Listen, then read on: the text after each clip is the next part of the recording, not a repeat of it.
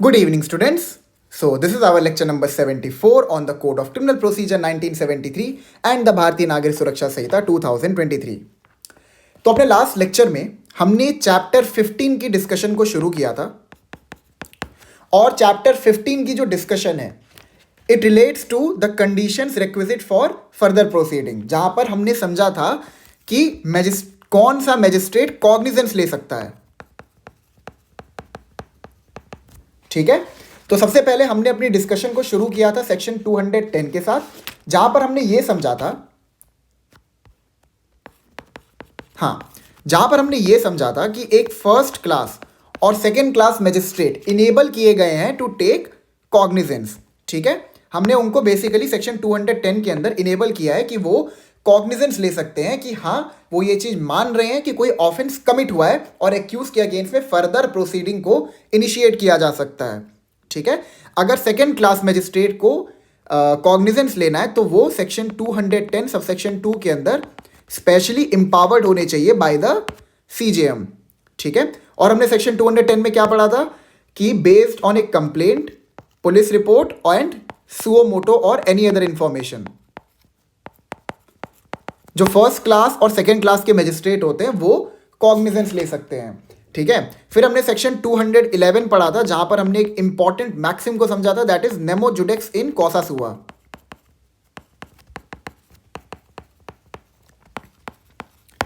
ठीक है, जहां पे ये क्या कहते हैं section 2 nemo judex in causa sua, that no one shall be a जज in his own cause.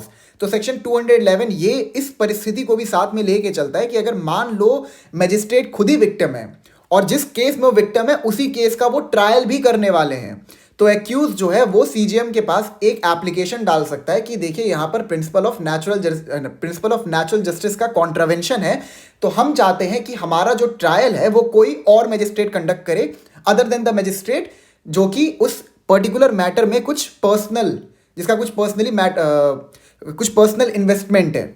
Is that clear? फिर हमने सेक्शन 212 में पढ़ा था कि अगर सीजेएम कॉग्निजेंस लेते हैं किसी मैटर का, ठीक है, तो उनके पास ये अथॉरिटी है कि वो उस केस को मेक ओवर कर सकते हैं to any subordinate magistrate. Along with that वो चाहें तो फर्स्ट क्लास मैजिस्ट्रेट को भी एम्पावर कर सकते हैं कि वो ये मेक ओवर करने वाली पावर को एक्सरसाइज करे. फिर हमने सेक्शन 213 किया था जहां पर हमने समझा कि जो कोर्ट ऑफ सेशन होता है वो कॉग्निजेंस नहीं ले सकता. इसके कुछ एक्सेप्शंस हैं, जैसे कि पोक्सो हो गया, ठीक है, या फिर सेक्शन 222 हो गया जिसको हम लोग इस लेक्चर में कवर करेंगे. यहां पर कोर्ट ऑफ सेशन के पास एक्सक्लूसिव अथॉरिटी है कॉग्निजेंस लेने की. इन सिचुएशंस को अगर हम साइड कर दें तो जनरली कोर्ट ऑफ सेशन किसी भी मैटर की कॉग्निजेंस नहीं लेता है. द रीजन बीइंग कि कोर्ट ऑफ सेशन एक कोर्ट ऑफ ट्रायल होता है. Is that clear? अब हम लोग सेक्शन 214 से कंटिन्यू करते हैं. देखिए, मैं आपको पहले एक चीज बता दे रहा कि बीएनएसएस के सारे प्रोविजन आपके एग्जाम पॉइंट ऑफ व्यू से इंपॉर्टेंट नहीं होते हैं. ठीक है, it is not humanly possible कि एक इंसान जिसको अराउंड 18 से 20 लॉस कवर करने पड़ते हैं जुडिशियल एग्जाम की प्रिपरेशन के लिए, वो सारे के सारे सेक्शंस को याद रखे. कुछ ही ऐसे सेक्शंस होते हैं जो बहुत ज़्यादा रेलेवेंट होते हैं एग्जाम पॉइंट ऑफ व्यू से, तो आपको बस वही ध्यान रखने हैं. या फिर मान लीजिए कोई ऐसा सेक्शन है, ठीक है, जो अभी कंटेम्पररी जिसके ऊपर सुप्रीम कोर्ट ने कोई इंटरप्रिटेशन दी हो, तो वो इंपॉर्टेंट बन जाता है. अदर देन देम कोई भी सेक्शन आपके लिए उतना इंपॉर्टेंस कैरी नहीं करता है. हाँ, इसमें एक्सेप्शन हो सकता है कि आपसे कोई भी ऐसा सेक्शन उठा के वो पूछ दे क्वेश्चन, बट वो सिर्फ एक्सेप्शनल सिचुएशंस में ही होता है. जनरली जो होता है वो वही सेक्शंस को कवर करते हैं जो कि पहले से पहले के एग्जाम्स में कवर होते हुए आए हैं. ठीक है, तो मैं आपको ये बात इसलिए बोल रहा हूँ कि अभी जो हम लोग आगे के सेक्शंस पढ़ने वाले हैं उसमें हमें उतना इन डिटेल इन डेप्थ नहीं जाना है. हमें खाली ऊपर ऊपर से चीज़ों को समझना है क्योंकि ये इतने इंपॉर्टेंट नहीं है. हमें बस चैप्टर 15 में सेक्शन 210 पे ही ध्यान देना था. ठीक है, और आप कह सकते हो एक सेकंड के लिए सेक्शन 213 भी, ठीक है, जहाँ पर सेशंस कोर्ट जो है उसको हमने प्रोहिबिट किया है कॉग्निजेंस लेने के लिए किसी मैटर का. ठीक है, इन सेक्शंस को अगर साइड कर दो, चैप्टर 15 में ज़्यादा उतने रेलिवेंट प्रोविजंस है नहीं, तो हम लोग ऊपर ऊपर समझेंगे चीज़ों को आगे. ठीक है, कंटिन्यू करते हैं.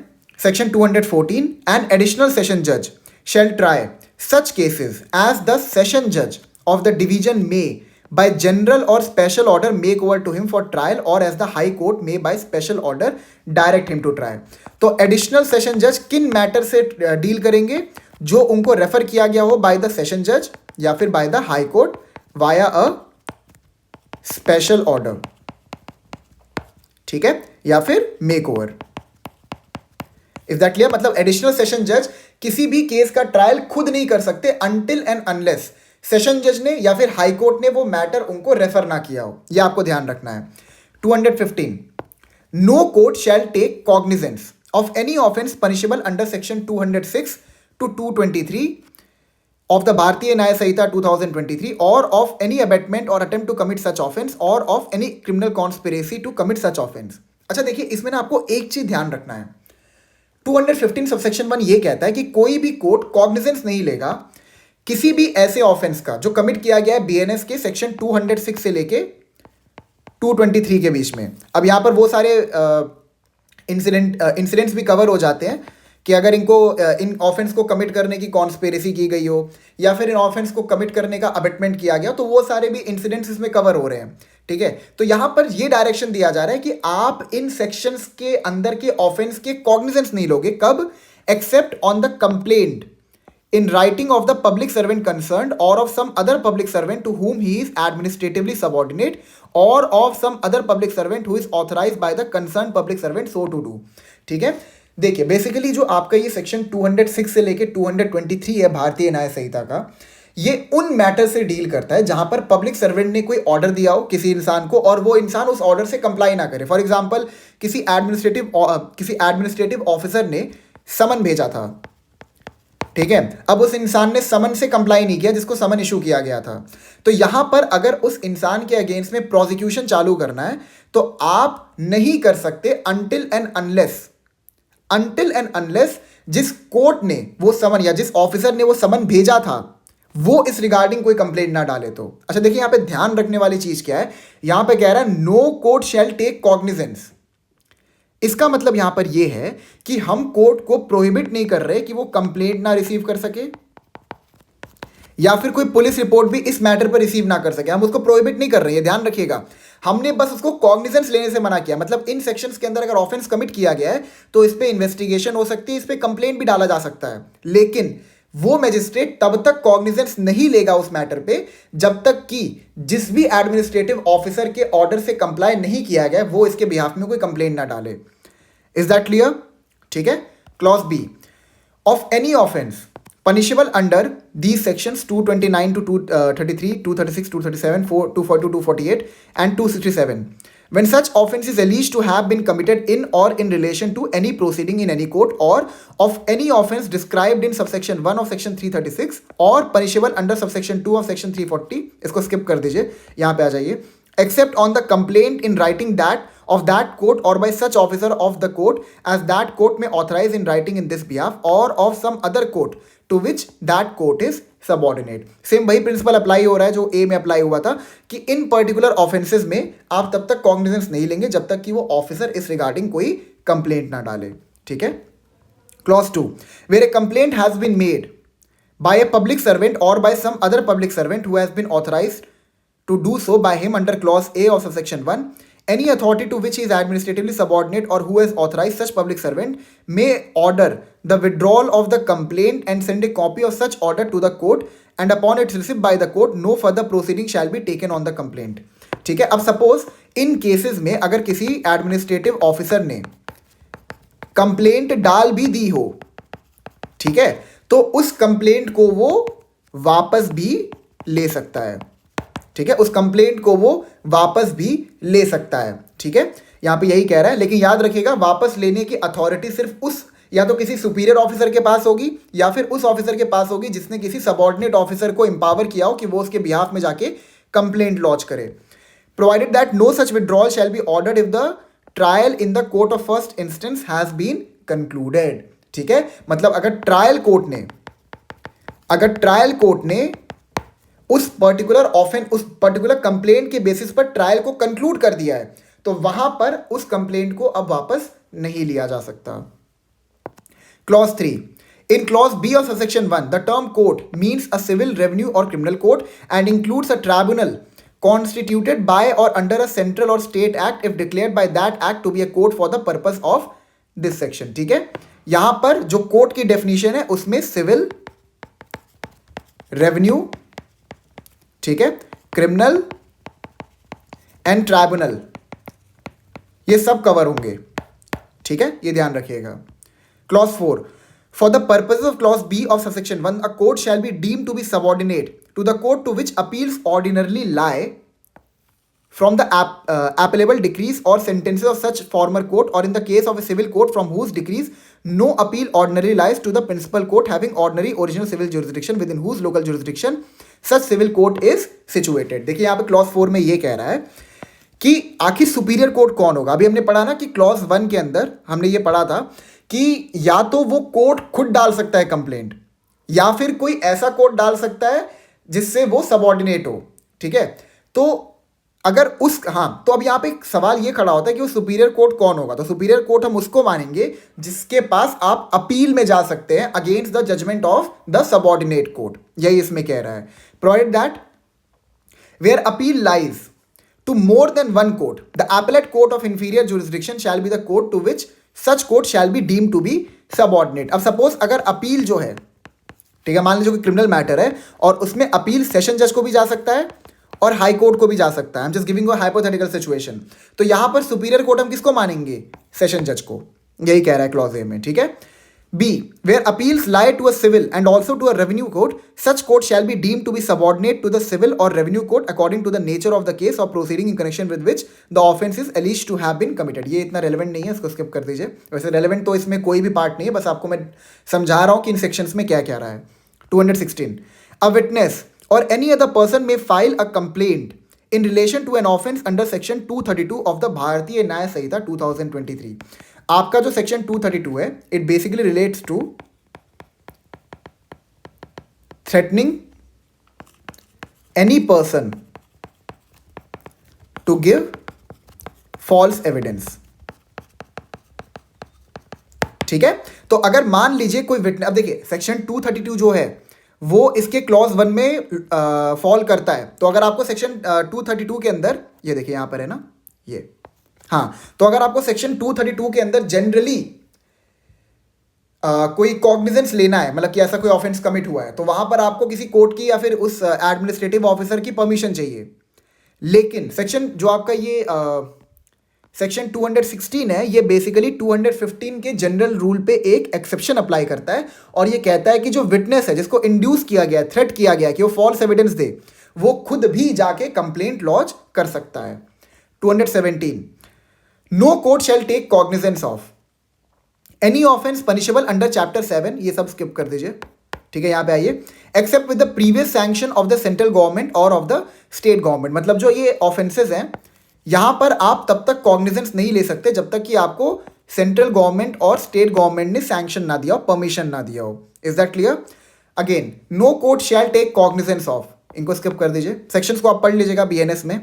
Accept with the previous sanction of the central government और ऑफ द स्टेट गवर्नमेंट और ऑफ द डिस्ट्रिक्ट मजिस्ट्रेट। यहां पर इन सेक्शंस में डिस्ट्रिक्ट मजिस्ट्रेट को भी डाल दिया गया, मतलब आप उनकी परमिशन भी ले सकते हो कॉग्निजेंस लेने से पहले, ठीक है। Clause 3, no court shall take cognizance of the offence of any criminal conspiracy punishable under subsection 2 of section 61 of the Bharatiya Nyaya Sanhita 2023 other than a criminal conspiracy to commit an offence punishable with death, imprisonment for life or rigorous imprisonment for a term of 2 years or upwards unless the state government or the district magistrate has consulted in writing to the initiation of the proceeding। इसको भी skip कर दीजिए, relevant नहीं है बिल्कुल भी, ठीक है। Provide that where the criminal conspiracy is one to which the provisions of section 215 apply, no such consent shall be necessary। ये सब आप लोग देख लीजिएगा, ये भी आप लोग देख लीजिएगा, बस बीएनएस के प्रोविजंस के रिगार्डिंग है, इसमें ज़्यादा डेल्व करने की आवश्यकता नहीं है, ठीक है। 218, now this is a bit important, थोड़ा सा इंपॉर्टेंट है, ओके। प्रोसिक्यूशन ऑफ जजेस and public servants, when any person who is और वॉज ए जज और मैजिस्ट्रेट और a public servant not removable from his office save by or with the sanction of the government is accused of any offense alleged to have been committed by him while acting or purporting to act in the discharge of his official duty, no court shall take cognizance of such offense except with the previous sanction save as otherwise provided in the Lokpal and Lokayukta act 2013, ठीक है। तो अगर आपको किसी judicial officer के against में cognizance लेना है कि उन्होंने कोई ऑफेंस कमिट किया है, ठीक है, मतलब बेसिकली अगर उन्होंने अपनी ऑफिशियल ड्यूटी के दौरान कोई ऑफेंस कमिट किया है और आपको उस ऑफेंस की कॉग्निजेंस लेनी है, तो आपको पहले प्रीवियस सैंक्शन लेना पड़ेगा under the Lokpal and Lokayukta act 2013। तो आपको इसमें जो चीज ध्यान रखना है वो ये है कि लोकपाल एंड लोकायुक्त एक्ट 2013 इससे डील करता है कि कैसे सैंक्शन मिलेगा किसी पब्लिक ऑफिसर को प्रोसिक्यूट करने के लिए। ठीक है, तो आपको बस ये एक्ट ध्यान रखना है प्रीलिम्स के लिए। Clause A, in the case of a person who is employed और as the case may be was at the time of commission of the alleged offence employed in connection with the affairs of the union of the central government. B, अब ये बता रहा है कि किन किन के अगेंस्ट में आपको लोकायुक्त से परमिशन लेनी पड़ेगी कॉग्निजेंस लेने से पहले। In the case of a person who is employed or as the case may be was at the time of commission of the alleged offence employed in connection with the affairs of a state of the state government, मतलब basically central government employees और state government employees की बात हो रही है। Provide that where the alleged offence was committed by a person referred to in clause B during the period while a proclamation issued under clause 1 of article 356। क्या है article 356? State emergency.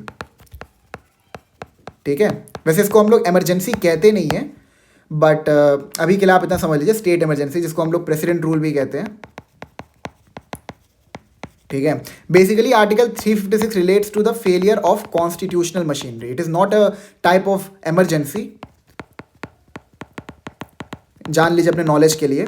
हम कभी भी इसको स्टेट इमरजेंसी नहीं बोलते हैं। ठीक है, स्टेट इमरजेंसी भी आपका सेक्शन 352 में कवर हो जाता है। जैसे हमने नेशनल इमरजेंसी में ये चीज़ देखा है ना कि आप पूरे कंट्री में नेशनल इमरजेंसी इंपोज कर सकते हैं या फिर आप कंट्री के किसी पार्ट में नेशनल इमरजेंसी इंपोज कर सकते हैं। तो अगर आप स्टेट इमरजेंसी भी कह रहे हो तो वो भी आर्टिकल 352 के अंदर ही कवर होगा। आर्टिकल 356 के अंदर we deal with failure of constitutional machinery. अब आपके नॉलेज के लिए थोड़ी सी बात आपको और बता दे रहा हूँ। सवाल ये खड़ा हुआ था कि आखिर फेलियर ऑफ कॉन्स्टिट्यूशनल मशीनरी क्या होता है। तो SR Bommai versus union of India, ठीक है, I guess it was 1984 supreme court, I am not pretty sure about the year. ठीक है, बट आप लोग एक बार रीचेक कर लीजिएगा। तो यहाँ पर सुप्रीम कोर्ट ने ये कहा था कि failure of constitutional machinery signifies कि जो स्टेट गवर्नमेंट है वो कॉन्स्टिट्यूशन के प्रिंसिपल से कंप्लाई नहीं कर रहा है। अगर ऐसी कोई सिचुएशन खड़ी होती है तो उनकी पावर को टेक ओवर कर सकते हैं प्रेसिडेंट। ठीक है, बस आपके नॉलेज के लिए बताया। जब कॉन्स्टिट्यूशन के लेक्चर को शुरू करेंगे तो वहाँ पे आपको सारी चीज़ें बतानी है मुझे। ठीक है, इन अ स्टेट क्लॉज बी, हाँ okay, under clause 1 of article 356 of the constitution was in force in a state, clause B will apply as if for the expression state government occurring therein the expression central government were substituted। ठीक है, अगर मान लो state emergency लगी हुई है, यानी कि president rule अगर इंपोज किया गया किसी स्टेट में, तो जो आपका ये क्लॉज बी का सिचुएशन है, तो यहाँ पे जो स्टेट एम्प्लॉयज भी होंगे वो सेंट्रल एम्प्लॉयज के अंदर आ जाएंगे। ठीक है, provided further that such government shall take a decision within a period of 120 days from the date of the receipt of the request for sanction, and in case it fails so to do, the sanction shall be deemed to have been accorded by such government। अगर मान लीजिए central government ने president rule लगा के रखा है किसी state में और वो 120 डेज के अंदर परमिशन नहीं दे पाते, सैंक्शन नहीं दे पाते हैं किसी पब्लिक ऑफिशियल को प्रोसिक्यूट करने का, यानी कि किसी मैजिस्ट्रेट को एम्पावर नहीं कर पाते कॉग्निजेंस लेने के लिए, अलाउ नहीं कर पाते कॉग्निजेंस लेने के लिए 120 डेज में, तो वहाँ पर जो सैंक्शन है वो स्टेट गवर्नमेंट भी दे सकता है। ठीक है, provided also that no sanction shall be required in case of a public servant accused of any offense alleged to have been committed। अब देखिए ये ध्यान दीजिएगा। ठीक है, ये आपका basically rape and aggravated forms of rape के जो ऑफेंसेस हैं वो हैं। ठीक है, इन सिचुएशंस में आपको प्रीवियस सैंक्शन नहीं चाहिए सेंट्रल गवर्नमेंट और स्टेट गवर्नमेंट की। ठीक है, तो ये प्रोवाइजो थोड़ा ध्यान रखिएगा।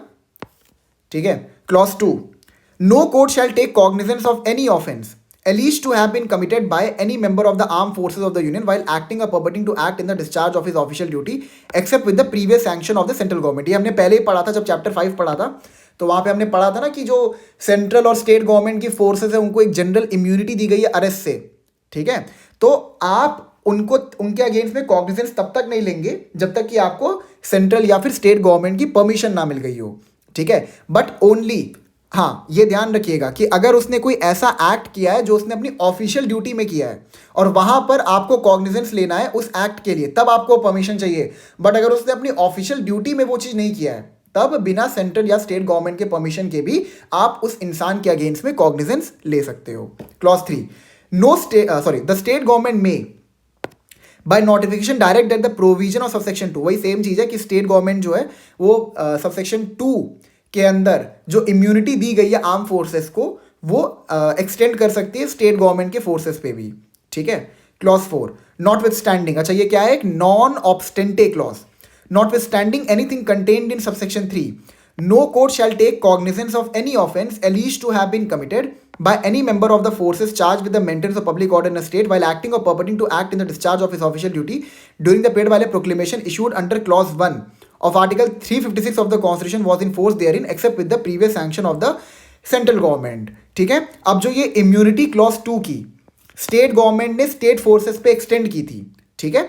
अब अगेन अगर मान लीजिए उस पर्टिकुलर स्टेट में प्रेसिडेंट रूल इंपोज किया गया है तो वहां पर अगेन अब सैंक्शन देने की जो पावर आ जाएगी स्टेट फोर्सेस के लिए भी वो हो जाएगी in the hands of central government. Is that clear? Clause 5, the central government और द स्टेट गवर्नमेंट में determine the person by whom, the manner in which and the offense or offenses for which the prosecution of such judge, magistrate or public servant is to be conducted and may specify the court before which the trial is to be held, ठीक है। अगर किसी public officer को accountable ठहराया गया है, ठीक है, और सैंक्शन मिल जाता है बाय द सेंट्रल और स्टेट गवर्नमेंट, तो वहां पर वो सेंट्रल और स्टेट गवर्नमेंट ये भी डिटरमाइन कर सकते हैं कि उस पब्लिक ऑफिशियल का ट्रायल कौन सा कोर्ट करेगा, किस जुरिस्डिक्शन में, किस कौन से कोर्ट के पास उनकी ट्रायल करने की अथॉरिटी होगी, ये भी स्पेसिफाई कर सकते हैं सैंक्शन देने के साथ साथ। Is that clear? ठीक है। 219, no court shall take cognizance of an offence punishable under section 81 to 84 both inclusive of the भारतीय Nyaya Sanhita 2023 except upon a complaint made by some person aggrieved by the offense। अच्छा, आपको पता है section 81 से लेके 84 क्या डील करता है? These are basically matrimonial offenses, ठीक है। तो these are basically matrimonial offenses, ठीक है। तो मैट्रिमोनियल ऑफेंसेस अगर किसी ने मैट्रिमोनियल ऑफेंस किसी ने अगर कमिट किया है तो वहां पर उस इंसान के अगेंस्ट में अगर कोर्ट को कॉग्निजेंस लेना है तो उसको ये मेक श्योर करना पड़ेगा कि जो कंप्लेंट लॉन्च की गई थी वो लॉन्च की गई थी by either of the spouse, ठीक है, ईदर ऑफ द स्पाउस जिनके अगेंस्ट में वो पर्टिकुलर ऑफेंस कमिट हुआ है, ठीक है। ये भी एक बार देख लेते हैं यहाँ पे क्या कह रहा है। Where such person is a child और इज ऑफ अनसाउंड माइंड और is having intellectual disability requiring higher support needs or is from sickness or infirmity unable to make a complaint or is a woman who according to the local customs and manners, ये पर्दानाशी women's की बात हो रही है,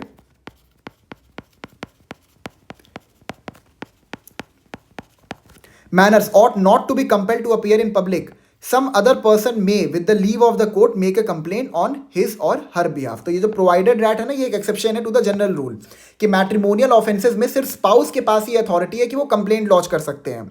तो यहाँ पे जो प्रोवाइजो है ये एक एक्सेप्शन की तरह काम कर रहा है और ये बता रहा है कि अगर कोई चाइल्ड है या फिर कोई इंसान है जो किसी प्रकार के डिसेबिलिटी से सफ़र करता है या फिर कोई वुमेन है जो पर्दानाशी है जिसको पब्लिक में जाना अलाउ नहीं किया गया because of their custom and religion, तो वहाँ पर कोई और भी इंसान कंप्लेंट लॉन्च कर सकता है अगर सेक्शन 81 से लेके 84 के अंदर कोई ऑफेंस कमिट किया गया है तो।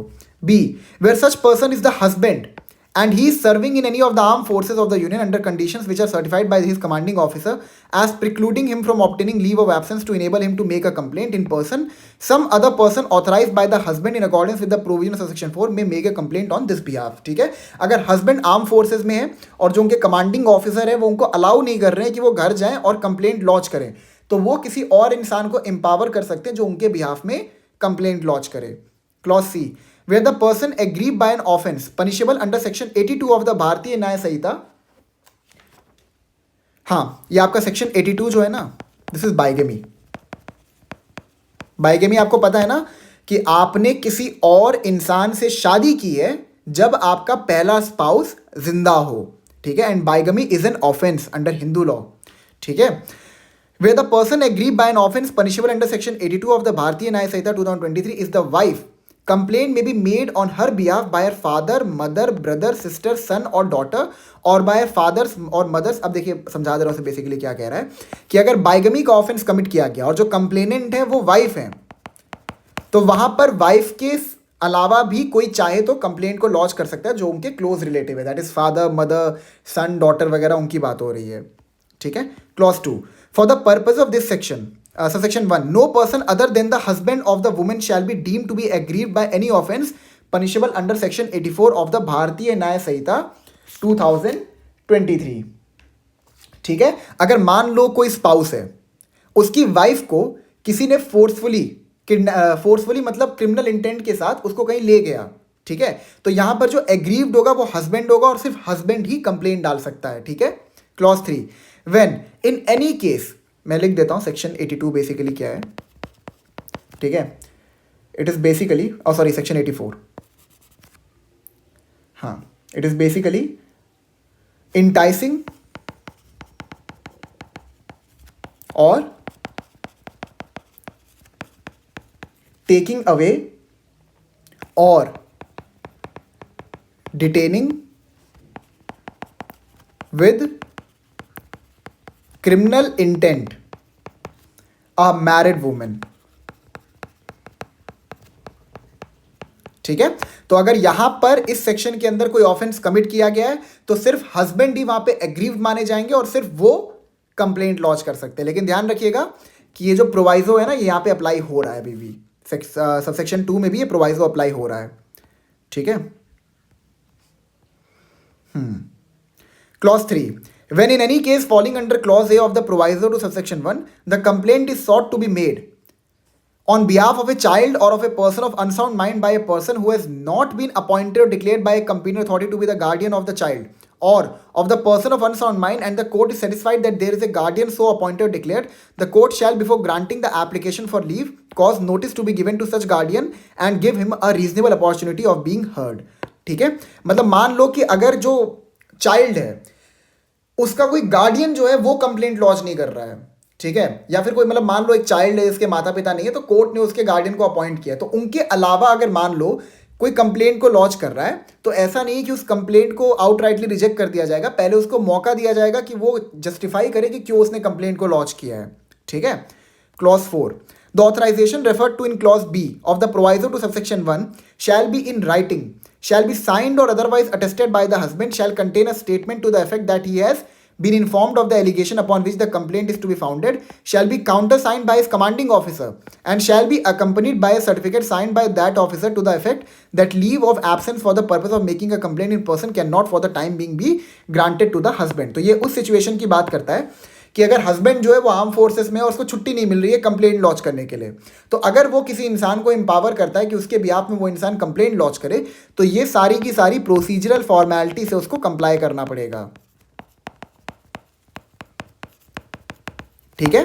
कि वो साइन होना चाहिए, कमांडिंग ऑफिसर का साइन होना चाहिए, अलॉन्ग विद दैट उसमें ये चीज का एफिडेविट होना चाहिए कि उसको छुट्टी ग्रांट नहीं की गई थी। Is that clear? Clause 5, any document purporting to be such an authorization and complying with the provisions of subsection 4, and any document purporting to be a certificate required by that subsection shall, unless the contrary is proved, be presumed to be genuine and shall be received in evidence. ठीक है।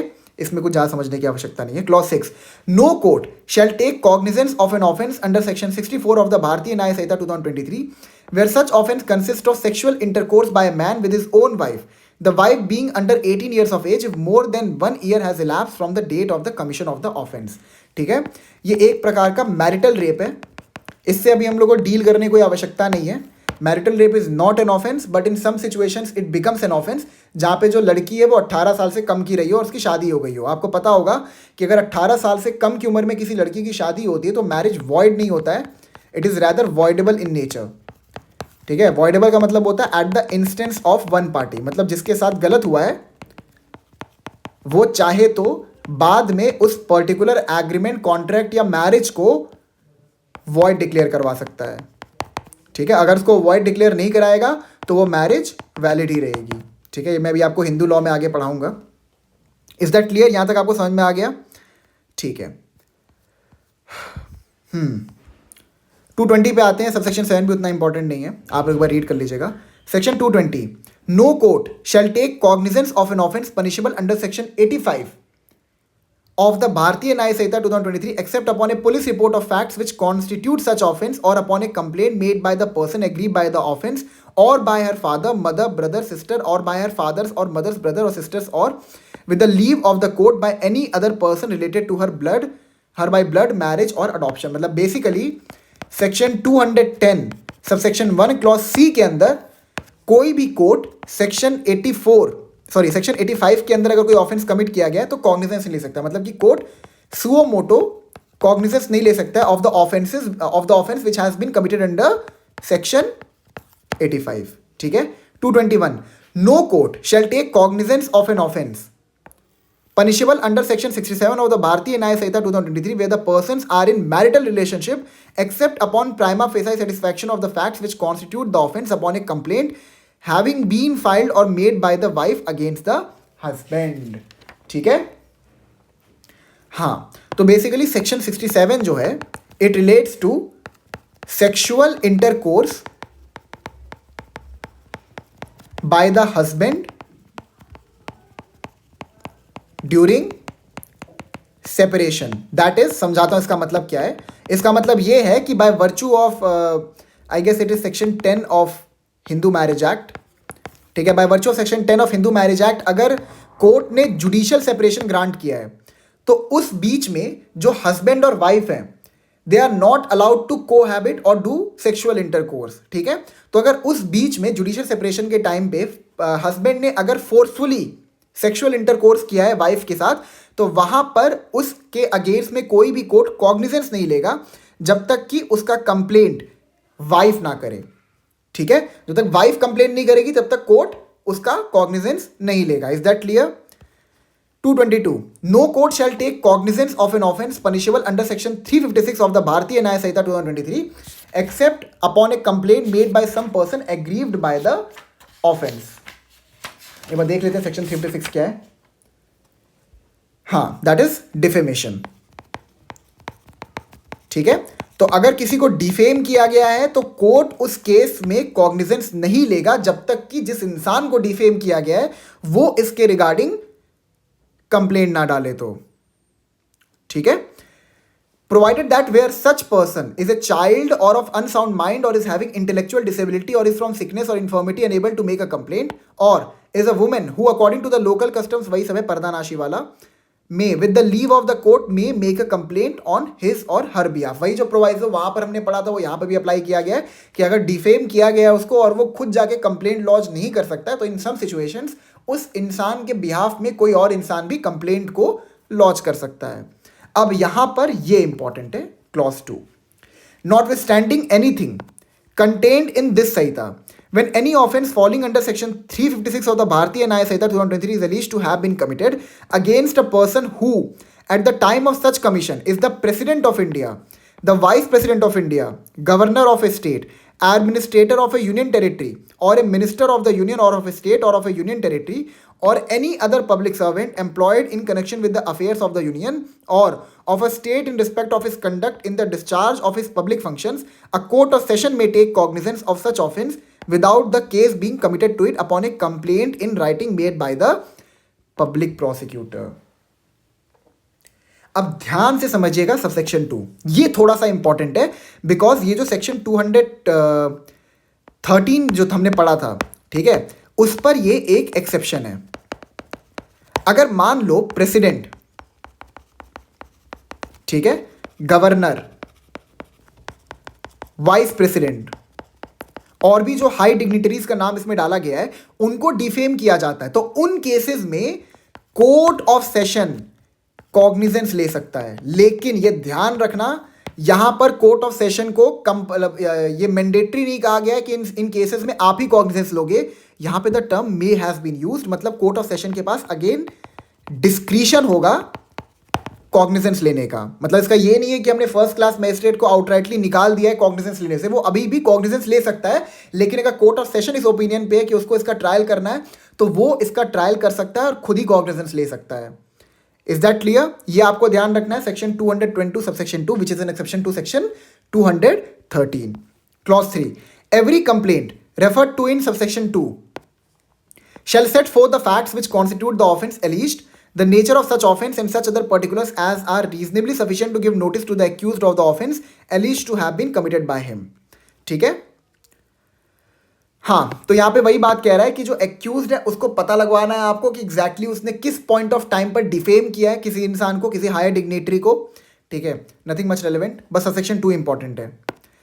Clause 4. No complaint under subsection 2 shall be made by the public prosecutor except with the previous sanction of the state government in the case of a person who is अब वही state government के अंदर employed हो तो, और central government in any other case. ठीक है, ये भी रेलेवेंट नहीं है. Clause 5. No court of session shall take cognizance of an offence under subsection 2 unless the complaint is made within 6 months from the date on which the offence is alleged to have been committed. तो पहले हमने ये देखा कि court of session के पास discretion है कि अगर सेक्शन 356 के अंदर किसी हायर डिग्निटरी को डिफेम किया गया है तो वो कॉग्निजेंस ले सकते हैं. लेकिन क्लॉज 5 ये कहता है कि कोई भी कोर्ट ऑफ सेशन किसी भी डिफेमेशन के मैटर की कॉग्निजेंस नहीं ले सकता है अगर 6 महीने इलैप्स कर चुके हो तो. 6 months has been elapsed from the day when the offense was committed. अच्छा, इसका मतलब ये नहीं है कि अब आप उस डिफेमेशन के लिए कोई कंप्लेंट लॉन्च कर ही नहीं सकते हो, बस आप कोर्ट ऑफ सेशन के पास कंप्लेंट को लॉन्च नहीं कर सकते. अगर आप चाहें तो फर्स्ट क्लास मजिस्ट्रेट को अभी भी अप्रोच कर सकते हैं. Is that clear? Nothing in this section shall affect the right of the person against whom the offence is alleged to have been committed to make a complaint in respect of that offence before a magistrate having jurisdiction or the power of such magistrate to take cognizance of the offence upon such complaint. ठीक है, यहाँ पर देखिए basically subsection 6 यही कहता है कि जिन dignitaries के अगेंस्ट में डिफेमेशन का ऑफेंस कमिट किया गया है वो चाहे तो किसी मैजिस्ट्रेट को डायरेक्टली अप्रोच कर सकते हैं रिगार्डिंग दिस कि उनको डिफेम किया गया. हम उनको इस चीज़ से रोक नहीं रहे हैं, ना ही हम ये कह रहे हैं कि आप लोग मैंडेटरली कोर्ट ऑफ सेशन के पास जाइए. ठीक है, अगर आपको लगता है कि आपको कोर्ट ऑफ सेशन के पास जाना चाहिए तो आप कोर्ट ऑफ सेशन के पास जा सकते हैं. लेकिन अगर आपका डिस्क्रिशन कहता है कि आपको फर्स्ट क्लास मैजिस्ट्रेट को अप्रोच करना है तो आप उनको भी कर सकते हैं. Is that clear? ठीक है, so we are done with chapter 15. तो हमें जो चैप्टर 15 में जो चीज़ें ध्यान रखनी है वो है सेक्शन 210. ठीक है, 211 दैट इज नेमो जुडिक्स इन कॉसास हुआ, फिर सेक्शन 213. ठीक है, and section 222. Is that clear? Bigamy वगैरह जो ये मैट्रिमोनियल ऑफेंसेस है उसमें उतना ध्यान रखिएगा. मतलब पूछ सकता है प्रीलिम्स में कि बिना स्पाउस मतलब सिर्फ स्पाउस को छोड़ के कोई भी अदर रिलेटिव जो है कंप्लेंट को लॉन्च नहीं कर सकता except in some extraordinary situations. ठीक है, बस ये ध्यान रखिएगा. So we are done with chapter 15 also. चलिए अब नेक्स्ट लेक्चर में हम लोग ट्रायल पढ़ेंगे. ट्रायल की हम लोग डिस्कशन को शुरू करेंगे, कोर्ट ऑफ सेशन ट्रायल कैसे करता है. ठीक है, till then thank you so much. I meet you in the next lecture. And हाँ, टेलीग्राम ग्रुप प्लीज़ ज्वाइन कर लीजिएगा, मैं लिंक डिस्क्रिप्शन में डाल दूंगा.